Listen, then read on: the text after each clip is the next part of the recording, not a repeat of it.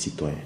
C'est ainsi que, conformément à ses missions et prérogatives, le CORAG a saisi le Conseil d'orientation de la Commission de régulation des dysfonctionnements sur des cas de dysfonctionnement impliquant des entités et des personnes physiques ou morales afin qu'ils puissent mener des enquêtes approfondies.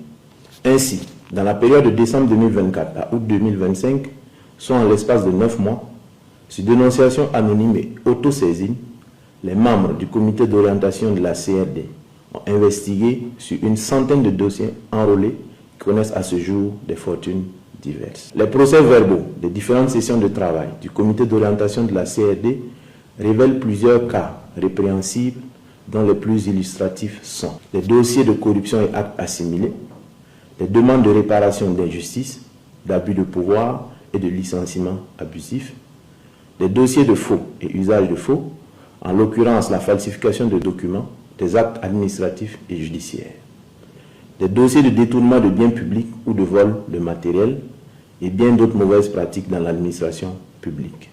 Au titre de la corruption et actes assimilés, le comité d'orientation de la CRD a enregistré une vingtaine de dossiers relatifs à des dénonciations de pratiques douteuses dans des juridictions, des tentatives de corruption passive impliquant des magistrats, des huissiers de justice, des fonctionnaires de douane, des agents de santé, des agents de domaine, etc.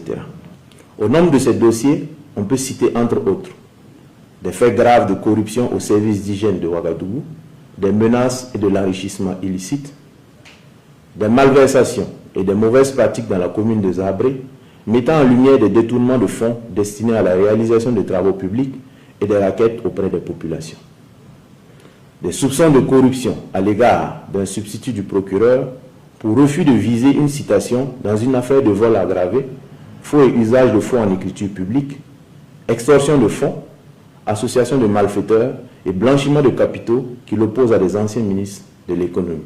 Des plaintes contre des policiers municipaux de Garango soupçonnés de tentatives d'escroquerie, d'intimidation, d'usurpation de titres, de faux et usage de faux en écriture publique et d'association de malfaiteurs. Des faits de corruption et infractions assimilées, de faux et usage de faux, de surfacturation des quittances du trésor public au service départemental de l'eau de Koubri.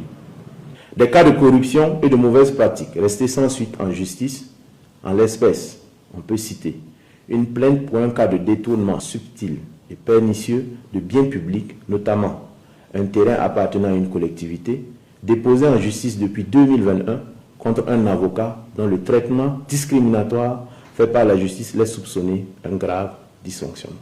Des cas de corruption et infractions assimilées à l'encontre des services décentralisés du Trésor, des dirigeants de COPEC Galore, de l'administrateur provisoire du cabinet Excellence Afrique, du service du guichet unique du foncier et de la direction de la Sokoji. Des victimes et des témoins ont été entendus dans l'analyse de ces requêtes de citoyens. Au titre des soupçons d'authenticité des diplômes, faux et usage de faux, falsification, qui ont prévalu à des recrutements ou promotions dans la fonction publique, un corpus de 6000 diplômes d'agents publics a été analysé. Ces agents sont issus des structures comme la présidence du FASO, les ministères en charge de la santé, de la sécurité, de l'agriculture, de l'économie et des finances, de l'administration territoriale et de la mobilité, des enseignements primaires, secondaires et supérieurs, de l'environnement, de la transition digitale, de l'action humanitaire, de la justice et d'autres institutions publiques indépendantes. Le traitement achevé de ces dossiers a permis d'identifier des agents indélicats. Des agents dont les diplômes se sont révélés non authentiques ont été récemment révoqués et devront faire face à la justice. Cette vaste opération se poursuit et va s'intensifier. Toutefois, une atténuation des sanctions pourrait être appliquée à toute personne se trouvant dans l'une de ces situations et qui se dénoncerait aux services compétents dans les meilleurs délais. En ce qui concerne les demandes de réparation d'injustice, d'abus de pouvoir et de licenciement abusif, des plaintes collectives et individuelles pour des recrutements entachés d'irrégularités, des usagers désabusés par des agents publics, privés ou des organisations et établissements internationaux, des intentions manifestes de nuire à des agents de l'État, Des dénonciations calomnieuses ont été reçues par le comité d'orientation de la CLD.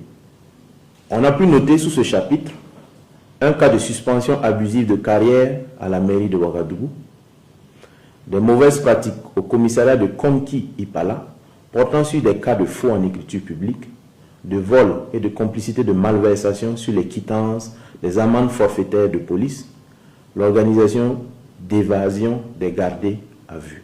Des cas d'abus de pouvoir, de refus de rédiger des procès-verbaux, de favoritisme constatés à la section accident du commissariat de Ouaga 2000. Des mauvaises pratiques et des entraves aux règles déontologiques au sein du tribunal de grande instance de Ouaga 2. Des faits de tripatouillage et de refus de publier les résultats d'un test de recrutement à la Chambre de commerce et d'industrie du Burkina Faso. Des abus de droit et d'autorité envers les contribuables, des abus de pouvoir à l'égard des clients de la SOCOGI. Quant au détournement de biens publics ou de vol de matériel, des mauvaises pratiques dans l'administration publique, ils vont des spoliations des kits pharmaceutiques, de matériel d'hospitalisation dans les centres de santé, au harcèlement sexuel dans nos administrations et autres fautes professionnelles non sanctionnées par laxisme. Les cas les plus emblématiques sont un changement de destination de vivre destiné aux déplacés du camp Goudébo de Dori vers le service de restauration du centre hospitalier régional de Dori, révélant ainsi une complicité entre des agents du CHR de Dori, le fournisseur du restaurant du dit CHR et des agents du programme alimentaire mondial. Des cas d'affectation arbitraire pour dénonciation, des détournements de vivres et un blocage d'activités pédagogiques par les responsables en charge de l'éducation du Sahel. Du non-respect du cahier de charge de la zone d'aménagement de Ouaga 2000 et d'une obstruction volontaire des installations d'assainissement au secteur 15, quartier Ouaga 2000. On peut soupçonner un dysfonctionnement de l'administration communale dans le traitement de ce dossier. Comme d'habitude, le traitement de ces dossiers suit une méthodologie très rigoureuse. Des sanctions administratives et judiciaires seront conséquemment appliquées au bout du processus. À la lumière de ces faits, qui dénotent, à n'en pas douter, de l'ampleur de ces mauvaises pratiques tantôt énumérées, nous invitons tous les citoyens et citoyennes burkinabés, travailleurs du public ou du privé, à signaler toute forme de dysfonctionnement auprès des services compétents ou en appelant le Centre national d'appel en composant le 199. Ces faits, qui sont loin d'être isolés, entachent sérieusement l'image de marque et la respectabilité de nos administrations. Ils sont préjudiciables aux services rendus aux populations qui souffrent déjà de l'impact du terrorisme déguisé sous plusieurs formes. La société vertueuse dont nous rêvons pour nous et pour nos enfants devra être caractérisée par l'intégrité, la probité, la solidarité, la responsabilité, le respect des institutions et l'amour de la patrie, tel que prôné par le camarade président du Faso, chef de l'État, le capitaine Ibrahim Traoré. Le CORAG invite les citoyens à rester vigilants et à faire échec aux manipulations qui pourraient découler de cette lutte constante contre la corruption et les mauvaises pratiques, notamment de la part d'individus qui perdront leurs privilèges ou avantages éventuels dans le traitement de ces dossiers ou qui pourraient en être impactés d'une manière ou d'une autre. Ensemble, œuvrons à la construction d'une société burkinabé digne, intègre, juste, prospère et souveraine. La patrie ou la mort, nous vaincrons. Je vous remercie. Merci à vous qui nous avez suivis. Excellente suite de programmes sur les antennes de la télévision du Burkina. À demain.